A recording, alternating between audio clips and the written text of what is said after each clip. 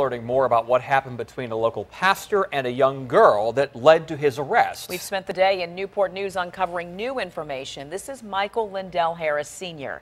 He's the pastor at St. James Fellowship Church of God. We sent 10 on your side's Deanna LeBlanc to his home and to the church to find out more. The pastor is accused of inappropriately touching a teenage girl 3 times, twice inside the church behind me. Now, if you talk to neighbors of Michael Harris, the Hampton resident, they are shocked by this news. But if you talk to neighbors of this church, they're not so surprised, and we talked to them all.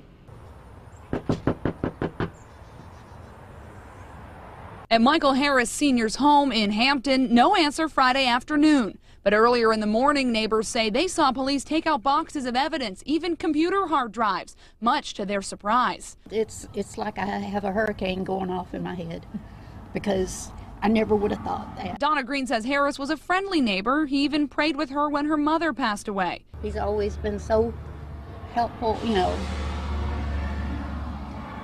It's a real shock. But further up the peninsula, neighbors of St. James Fellowship Church of God in Newport News aren't so surprised. You don't do things like that, and it comes back on you in the end, so he got what he deserved. Lavoisier Mills lives across the street from the church. He was a member there until the summer when he heard rumblings that Harris might not be as honest as he seemed. I stopped attending the church as soon as the news broke out, or the news that he was touching like a little girl. He wasn't the only one who heard that rumor. He says one day in June, dozens of congregation members confronted Harris. Noel Robinson watched it unfold. But when I looked out the window, I came on here, it was like, they was like, no. They was trying to grab at him and pulling at him and whacking them with their Bibles in the bag.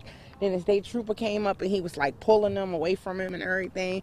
It was crazy. Police confirmed they were called to break up that confrontation. Since then, other neighbors say they've watched church attendance dwindle to almost nothing. His congregation is very, very small, maybe 1 or 2 members, and this probably all transpired after everyone became aware of what was going on. And tonight, police say that they are investigating the possibility that there could be more victims. They're asking anyone with information to come forward.